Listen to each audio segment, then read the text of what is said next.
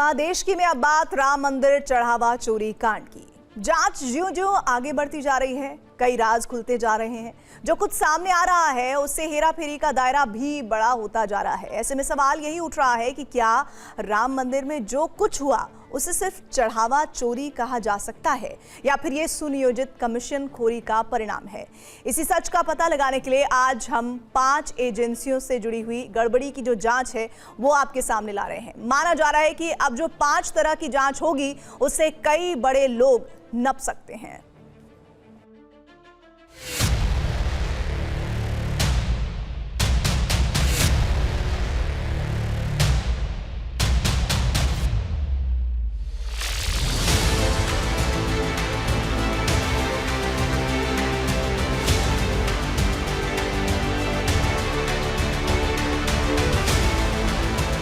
मर्यादा का पहला नाम प्रभु श्री राम और दूसरा संविधान।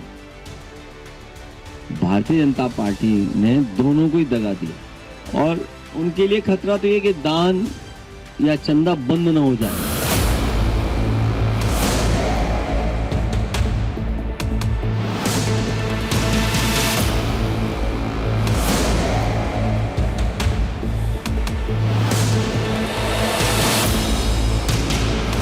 जो लोग जय श्री राम के कहने पर लाठी चलाते थे और राम मंदिर के लिए कार सेवा करने आए हुए राम भक्तों पर गोलियां चलाते थे, आज वे कहते हैं कि आस्था के साथ खिलवाड़ हो रहा है। माइंड कौन? क्या सिर्फ अब तक प्यादे ही गिरफ्त में आए हैं? क्या असली खिलाड़ी अब भी खुली हवा में सांस ले रहे हैं? सवाल ये भी है कि राम मंदिर में कितना चढ़ावा चंपत किया गया। ये सिर्फ चोरी थी या सुनियोजित कमीशन खोरी? आज टीवी 9 भारतवर्ष की टीम इन्हीं सवालों को ध्यान में रखते हुए बड़ी पड़ताल करने जा रही है। इस इन्वेस्टिगेशन का मतलब सिर्फ एक ही सच की तलाश है, ताकि टीवी 9 भारतवर्ष के दर्शक इस हेराफेरी से जुड़ा एक एक सच जान और समझ सकें।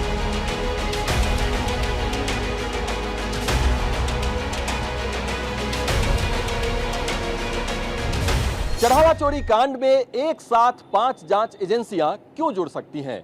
ये पांचों एजेंसियां किस तरह की पड़ताल करेंगी? इस पड़ताल के बाद बड़ी मछलियां कैसे फंस सकती हैं? क्यों कहा जा रहा है कि हेराफेरी करने वाले मास्टरमाइंड नहीं बच पाएंगे? हम आपको इसी से जुड़ी एक्सक्लूसिव रिपोर्ट दिखा रहे हैं।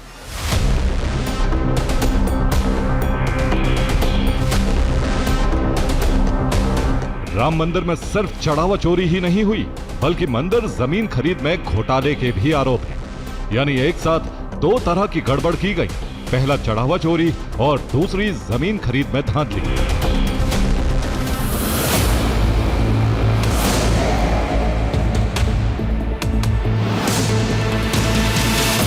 सबसे पहले बात चढ़ावा चोरी की। मंदिर में चढ़ावा चोरी को लेकर नए सबूत आए। यह अभियुक्तों के घर पर मारे गए छापे से जुड़ी रिपोर्ट है। अभियुक्तों के पास से पुलिस ने क्या क्या बरामद किए, यह उससे जुड़ी रिपोर्ट है। अभियुक्तों ने करोड़ों की आस्था के साथ कैसा खिलवाड़ किया, राम मंदिर में कितना बड़ा भ्रष्टाचार हुआ, पुलिस के इन दस्तावेजों में उसका पूरा ब्यौरा है। टीवी 9 भारतवर्ष के पास पुलिस की ये सभी रिपोर्ट।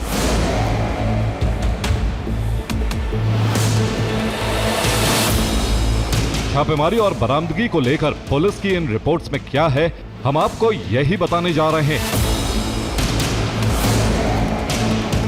25 जून को चढ़ावा चोरी कांड में एफआईआर दर्ज की गई। इसी दिन 8 अभियुक्त गिरफ्तार किए गए। पुलिस ने इनसे पूछताछ की, इनके ठिकानों पर छापे मारे गए। इसी के बाद बहुत बड़े और हैरान कर देने वाले हेराफेरी का भेद खुल गया। पुलिस ने किस अभियुक्त के पास से कितनी रकम और क्या क्या कीमती चीजें बरामद की, इस रिपोर्ट में उसका पूरा लेखा जोखा दर्ज है। चोरी की सबसे ज्यादा रकम अविनाश शुक्ला के पास से बरामद हुई है। अविनाश के पास से 20,39,220 रुपए के नोट मिले। उसके पास से 1,121 अमेरिकी डॉलर भी बरामद हुए। भारतीय रुपयों में इन डॉलर्स की कीमत 1,06,000 रुपए से ज्यादा है। अविनाश के पास से 160 ग्राम का सिल्वर जैसा धातु मिला, 8 ग्राम वजनी पीली धातु की चेन और 3.5 ग्राम वजनी पीली धातु की अंगूठी भी मिली है। 7,063 रुपए मिले। अभियुक्त अनुकल्प मिश्रा के पास से 16,82,040 रुपए मिले।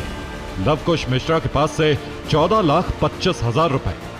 रमाशंकर मिश्रा के पास से 7,32,170 रुपए। मनीष कुमार के पास से 2 लाख रुपए और टिन्नू यादव के पास से 1 लाख रुपए बरामद हुए।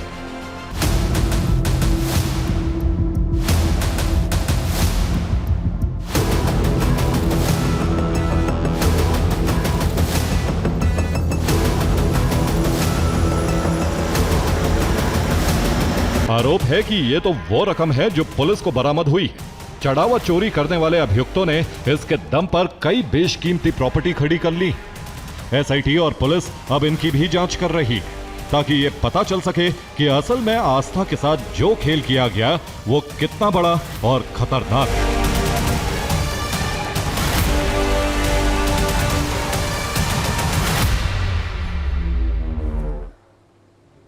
तो 7 अभियुक्तों अविनाश शुक्ला, करुणेश पांडे, अनुकल्प मिश्रा, लवकुश मिश्रा, रमाशंकर मिश्रा, मनीष कुमार और टिन्नू यादव के पास से कुल 80,92,155 रुपए बरामद हुए हैं। इसके अलावा पुलिस को अविनाश शुक्ला के पास से कई कीमती धातु भी मिली हैं। बड़ी बात यह है कि सभी अभियुक्तों ने अपना जुर्म कबूल कर लिया है।